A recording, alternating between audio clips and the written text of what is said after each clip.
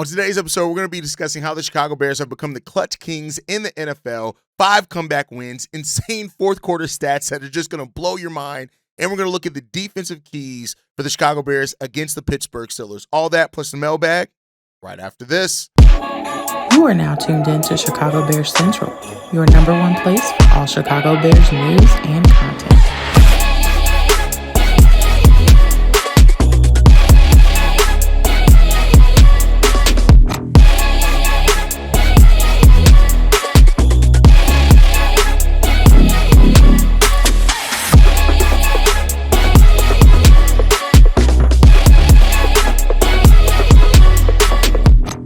What's going on, Bears fans? Welcome to another episode of Chicago Bears Central, your number one spot for everything Chicago Bears related. I'm the host there, Haize, but more importantly, you guys can follow the channel at Chi Bears Central on every social media platform we happen to be on. With that said, let's go ahead and get into this content today, y'all. I want to start off talking about how the Chicago Bears have become the fourth quarter kings in the NFL. When you look at their fourth quarter stats, it's absolutely ridiculous when it comes down to it. Of course, we all know, we've watched the games. The Bears in the fourth quarter have been so crazily frustrating at times, right? The Bears have made 28 big plays in the NFL, which is tied for first in the NFL overall. They have 104.7 average net yards in the fourth quarter as well, which puts them at third in the NFL. And of course, the five game-winning drives as well in the fourth quarter has them at number one in the NFL. So let's just recap that, right? The Bears right now are averaging the third most yards gained in the fourth quarter in the entirety of the NFL. They average the most big plays made in the fourth quarter as well, which is huge when it comes down to that. Also, this Bears team and the resiliency that they have lived and died by over the course of the season has been real. And the never die attitude that this team has, as I've given a lot of credit for, really comes down to how you view Ben Johnson and this coaching staff and how they have this team prepared and ready to go. The Bears have not always won pretty. And that's something that I think every Bears fan will agree. It's something that some Bears fans use as something to knock this team. That's not what I'm going to do here. I'm just going to look at the reality of it. This is a team that's finding ways to win. And it's good to see that it's not only reflected in the results, but also in the performance that they give. You know, I know a lot of people, hell, we've made the joke here as well. Whatever the Bears tap into, whatever Caleb Williams taps into in the fourth quarter, it'd be real nice if we could find a way to start tapping into that throughout the entirety of a game and play a full game like that. Because if and when we ever do, this team is going to be really, really tough.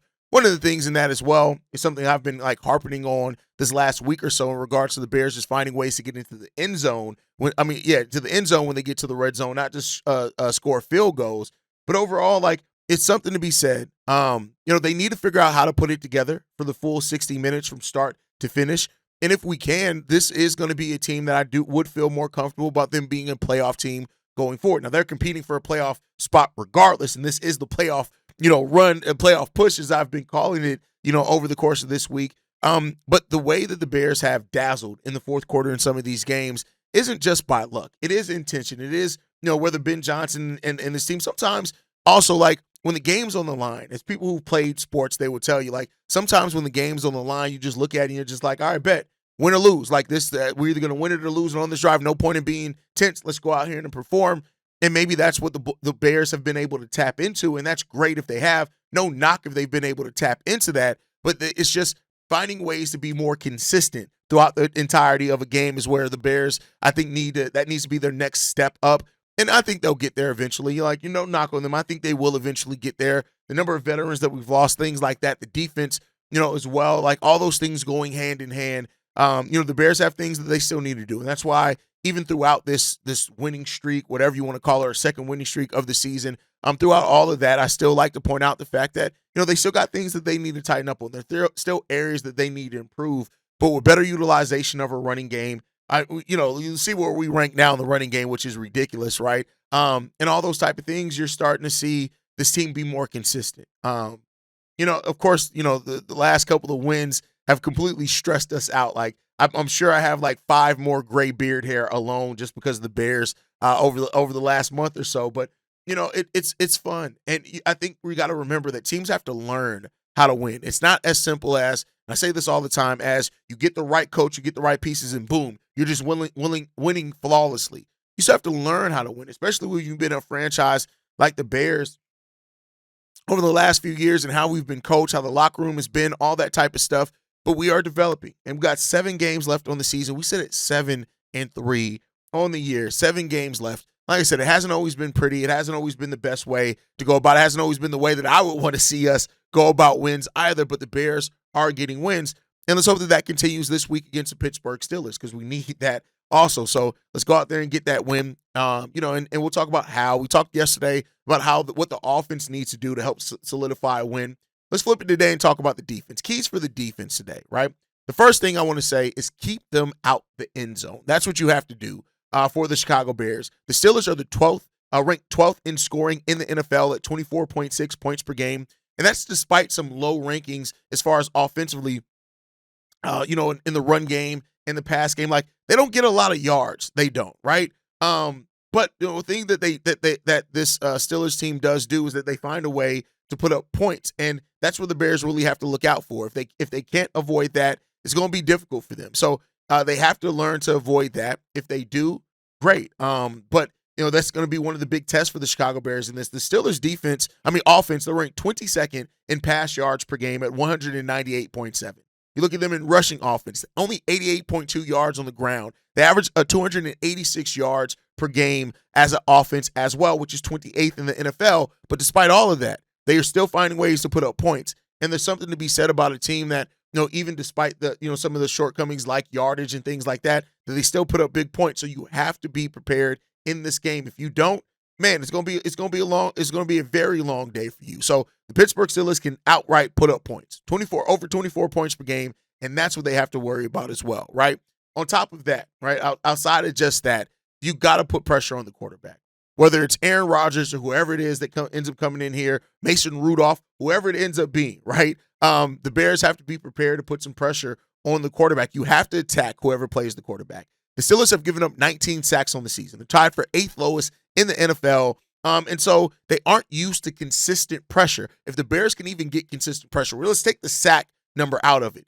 If you can get consistent pressure, make Aaron Rodgers, whoever is going to be the quarterback, uncomfortable for an offense that already doesn't move the ball a lot as far as getting yards but can put up points, that's exactly what you can do in this game. And listen, you don't take it easy on Aaron Rodgers. Not to say that we will at all, but listen, this is a man who every chance he gets to talk shit about your franchise, he's going to talk some shit, right? So when you look at what they've done, against other teams as far as stuff like that, you got to put in a plan. And Dennis Allen has to have this team prepared for Aaron Rodgers, Mason Rudolph, whoever it is. If you have them ready and prepared and get that consistent pressure, that's where things are gonna definitely bode well for you as well. Now, the thing that you have to worry about to get that done, TJ Edwards, Tremaine Edmonds, Noah Sewell have all missed the first 2 days of practice so far.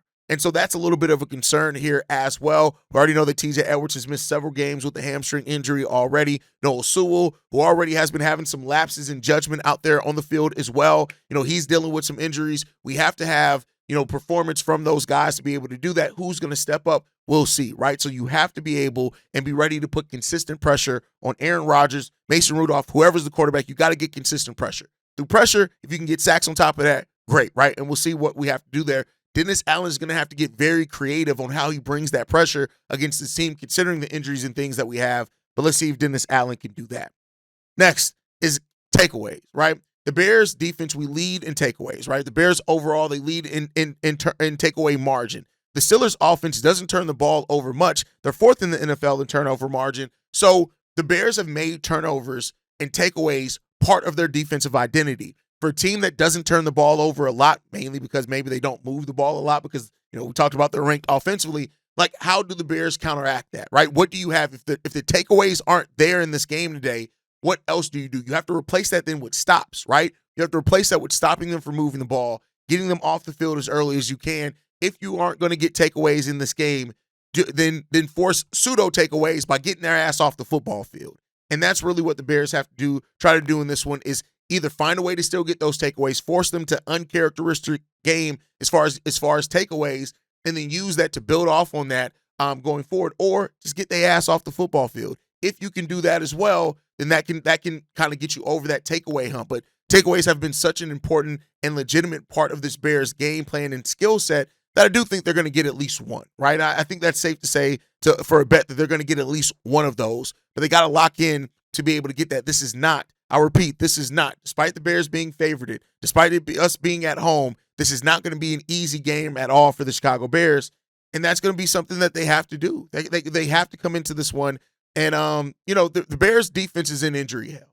And we've done a pretty good job at, for whatever it's worth, overcoming that as much as possible, right? Next man up can only get you so far. At that point, you're on like the 18th next man up. It's hard to keep a consistent level of pressure when it comes down to that. But, especially with the Bears' top 3 linebackers being out in this game, and Edmonds, TJ Edwards, and Noah Sewell, being out in practice so far, we got to get this done, and we got to see what Dennis Allen cooks up. This is going to be a very important game for Dennis Allen scheming to overcome some of the shortcomings that we're going to have talent-wise on the football field, and we'll see. But if you're going to miss any game against a team that does put up points but doesn't move the ball quite consistently, this may be the one that you can get away with that in, but we're going to have to see. This defense is going to have to play a total 4 quarters and be locked in. The secondary is going to have to be locked in. We're going to need those guys in this game. And I say this as much as well. Montez, who put together some really good games, had, not so great game in the last one. Montez, Austin Booker, we need you guys in this game. We need you guys to really show up, and we'll see if the Bears can get that done. With that said, let's go ahead and move into the mailbag portion of today's episode, as we do every Friday on this show. This first voicemail, man, this one is from Ant. Yo, what up, fellas? Boy, Ant, the Army vet, calling in. Give my thoughts on something that I keep hearing, and it's aggravating me because nobody's paying attention to the whole aspect, or even, well, I ain't going to say whole aspect, but talking about this point of it. I'm not going to say everybody because y'all always up on up and up. If it was just the national media, I wouldn't give 2 shakes, you know what I'm saying, because they going to do what they do. But it's more so the national media, our fan base. It's driving me crazy because everybody's saying that the Bears haven't beat anybody. Like, who they beat, they only beat teams with bad records and stuff like that. My thing is, like, a couple of teams that we beat didn't have losing records at the time we beat them, but they said we beat bad teams. Weren't we just a bad team last year? Don't bad teams play bad teams the following year? So if we was a bad team and we playing bad teams, ain't that an equal game? Just because we winning these games now, everyone is mad or like they got something to say about it or they not happy about it? Like, make that make sense. We were losing games, which means we're not a good team. So we play teams that are not good teams, and then we beat those teams. And then you play a division the next season along with the bad teams. So we played the NFC East. We beat every team in there except Philadelphia. We played at the AFC North. We've beaten every team except the Ravens and the Browns, and we ain't played the Browns yet. Like, what we supposed to do except beat the teams that's on our schedule that y'all stated that a lot because it's true. What are we supposed to do? You know what I'm saying? Like, we play the teams we play. I'm not going to make excuses for it. If we was a bad team, beat bad teams, and it is what it is. I'm going to be happy with these wins. So that's all I got to say about that. And I hope that tomorrow we don't, not tomorrow, but Sunday we don't have a reoccurrence of Las Vegas because TJ Watt can most definitely become a Max Crosby. So I hope we got a way to contain him because we didn't have a way to contain Max Crosby. Although I will say Darnell Wright's been playing so much better since that game or since the bye week. Like, he has been playing a lot better. So I hope he continues. But, like, TJ Watt is a menace for a reason, and he's a defensive player of the year for a reason. So, like, I hope we find a way to contain him. If we can contain him, I feel like we have a solid chance of putting up a lot of points against Pittsburgh. I really do. I got us coming out with a win even if Aaron Rodgers played, but that's my take. As always, Chi-Town up, bear down. Y'all have a good one. All right, here's my response to Bears fans who say that we haven't beat anyone or we've only beat bad teams. If the Bears hadn't beat those teams, we wouldn't be in a situation to win anyway. And if we haven't beat those teams, those same people would definitely use that as an excuse for why the Bears aren't good, right? You have to beat who's in front of you. You don't create your own schedule. This isn't like college football where teams have some control over their own schedule. That's not what this is. The Bears don't have that, so you have to beat who's in front of you. Now, I will say this. We finished the season on a lot tougher of a schedule and a lot tougher of a run, so those wins are coming. But like you said, you have to beat who's in front of you. And I'm not going to knock a team for taking care of business with the teams that are in front of them. That's it. Every team is gonna have games against teams that aren't so good. You have to still find a way to win those games. And I know the way that the Bears have won those games have left a little bit of doubt of how they're going to fare against once the competition gets better. And I think that that's fair, even though I don't agree with it. But the Bears will beat who's in front of them. That's all they can do. That's all they have control over. And so people that want to harp in and stick on, oh, the Bears haven't beat anybody. All right, cool. They beat who the NFL put on their schedule. That's just what I got to say with that. All right, let's get into this next voicemail, man. This one is from Xavier. What's going on, guys? This is Xavier calling in, man. I just want to speak on my thoughts about this upcoming Steelers game. I think it's going to be a game where our defense has to come through. Defense has to step up because if you look at it, the offense will be facing the offense will be facing the best defense that we've played against. The Steelers have Pro Bowlers at every level. They are solid. That defense is, man, it's pretty legit. So to combat that, I feel like our defense has to be able to combat the Steelers offense. So I feel like we have to get pressure on Aaron Rodgers, number one. He is not that mobile anymore, but he can still, it's just something when he plays the Bears, bro. This motherfucker turns into a magician. He does a whole bunch of crazy shit. Hopefully, these 41-year-old legs are really what they look like all year long, and he doesn't do any magic trick shit with us. Get pressure, bro. We have to get pressure. Montez Sweat, we need you to play with your hair on fire. Austin Booker, we need you to come through. We need all hands on deck on that defense, bro, because we have to get pressure. That's the name of the game in this one. And we also have to stop T.J. Warren. T.J. Warren has been dominating, bro. If you look at what he's done these past few weeks, he's been one of the better running backs in the league, bro. And he can definitely hit those corners and get out. And man, you do not want to get caught behind him, bro. Because if you let him get in front of you, bro, he's gone. He has that extra burst that can get free. So the defense, this is definitely a defensive game for us.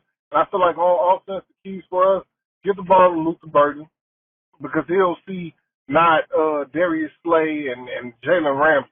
He'll get like the third guy. So get him the ball and let's see what he can do.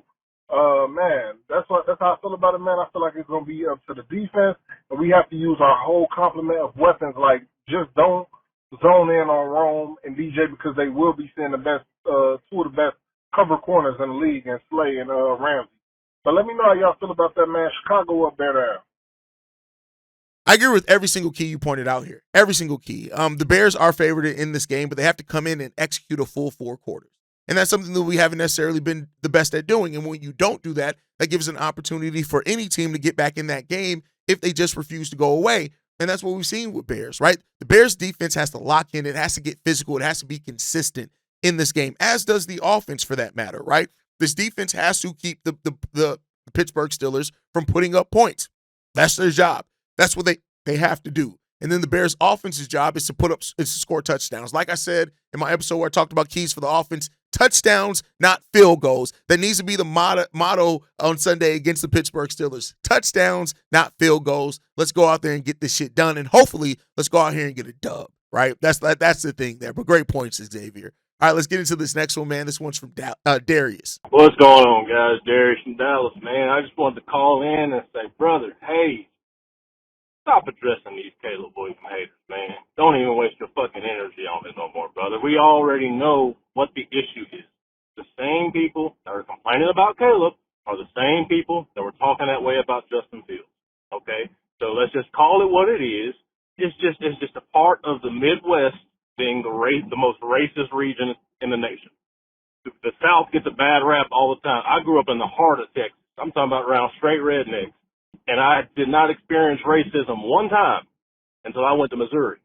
So, yeah, man, that's just how it is out there in Chicago, man. Y'all got all them racist-ass Polacks out there who just don't want to see a black quarterback be good in a Bears uniform. That's just what it is, bro. Let's just call it what it is. So we got to stop giving them people attention. They don't deserve it.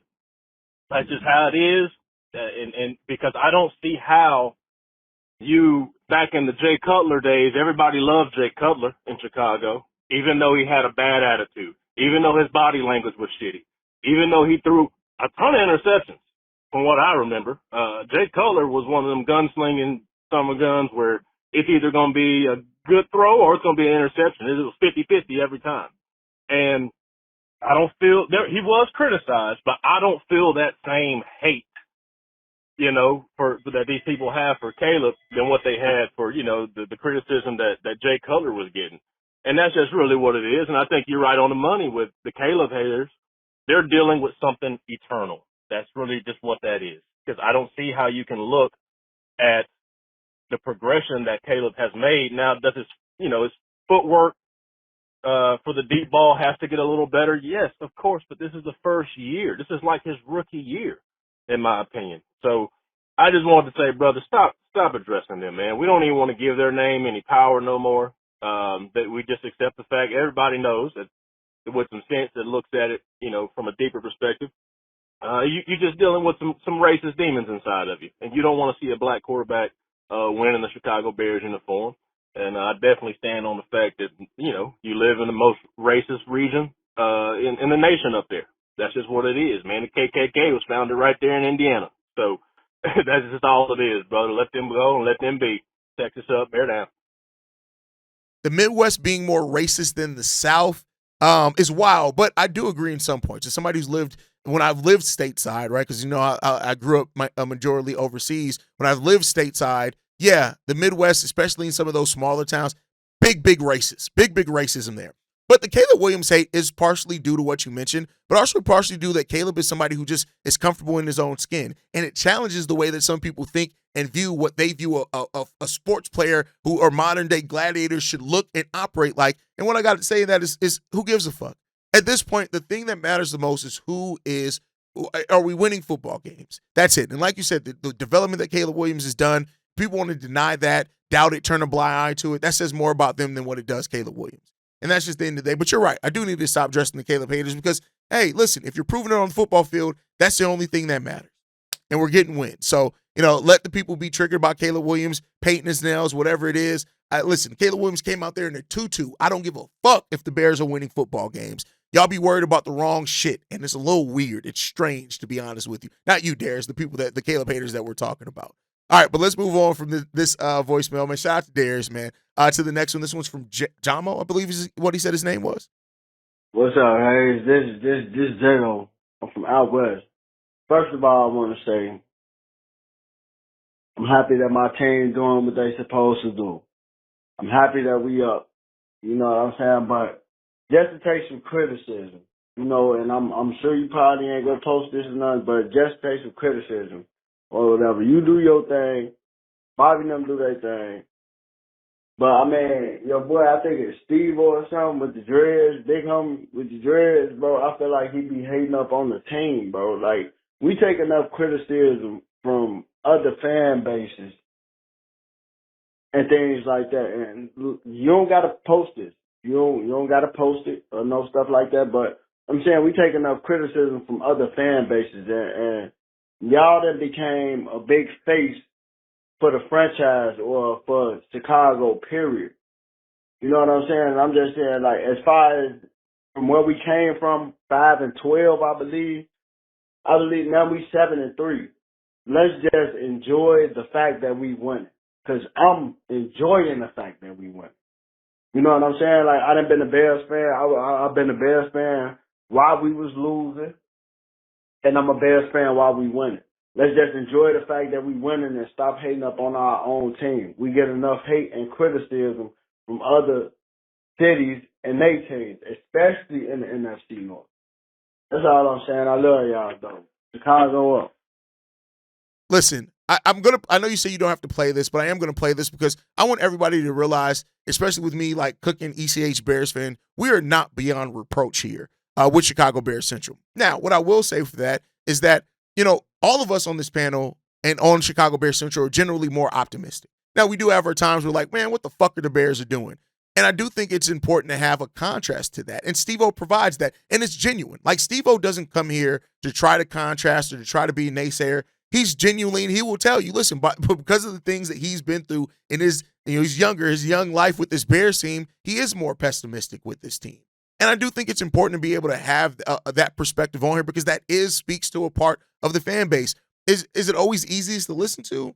No, I mean, I understand that, but I'll say the same thing like me always kind of being positive. It isn't always the easy to listen to, but I think it just goes to show what we're trying to show here is that this is a spot for all Bears fans, meaning that whether you're optimistic, pessimistic, if it's rooted in football, and that's the thing with Steve-O. Most of his stuff is rooted in football. It's not rooted like he's not coming on here talking about Caleb painting his nails or anything like that. It's rooted in what he's seeing on the football field and football, right? And so because of that, like, it is what it is. Now, I do agree with you as far as like we're winning, and that matters, right? The fact that you are winning, you're operating, you're doing it as a team, those are things that absolutely matter.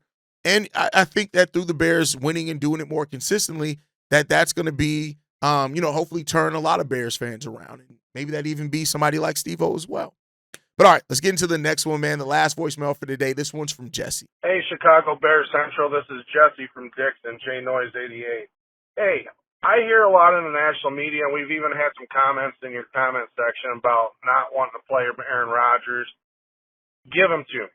He's still better than Mason Rudolph. I want to see what this Bears team does against a winning coach, Mike Tomlin, who's had a long-standing record of winning seasons. I don't care about the revenge. I just want to see the best possible players on the field and see how we size up. And everybody has to stop thinking this is just a gimme game. We got to win it. We got to go to 8-3. I want to see them compete. I mean, they're a 3-point favorite at home. If we were playing this in Pittsburgh, it's going to be a lot closer to an even game or be an underdog. Let's see how we size up. I'm loving the season. I'm loving the content. Chicago, bear down. How much like you like to play teams with no excuses, right? I like playing teams that are at full power, whatever you want to call it. But with Aaron Rodgers' injury, even if Aaron Rodgers does play, they're going to use that too. But all I'll say is this, is that, my petty side, yeah, I want to go out there and beat Aaron Rodgers. Absolutely, right? I want to see my team go out there and try to beat up Aaron Rodgers. I want to see that. I want to see Aaron Rodgers get beat the fuck up. I'm going to be 100% honest with you. But football sense, like, you got to be who's in front of you. And, there's always going to be excuses. You're at the point of the season where no team is probably 100% health-wise at all. You just got to find ways to go out there and get it done. These are the time period of teams that tell you who has the grit, who has the determination, who can get over some of those things. Let's hope that it is going to be our Chicago Bears. Let's hope so. Because if it is, I think things are going to look really up for this team. At least I hope so. That's my hope. That's my hope, right? But thank you for leaving that voicemail, Jesse, man. But that is it for Chicago Bears Central today, man. That's a wrap on the episode. This team refuses to quit. And thus, a lot of Bears fans refuse to quit on the team, right? They refuse to fold, and it refuses to let the game just get away from them without them giving the opportunity of it. If they put together for a full 60 minutes, this team, this division is in trouble, right? So drop your thoughts down below. I want to hear how you guys feel on everything. Make sure you guys are following us at Chi Bears Central. You can send us any feedback, questions, comments, concerns. ChicagoBearsCentral@gmail.com. And lastly, if you want to leave a text message and our voicemail for the mailbag, the number to do so, 773-242-9336. We are the number one spot for everything Chicago Bears related. And like I like to end every episode on, Chi-Town up, Bear down. Love you guys. Peace, y'all. This has been a presentation of the Break Media.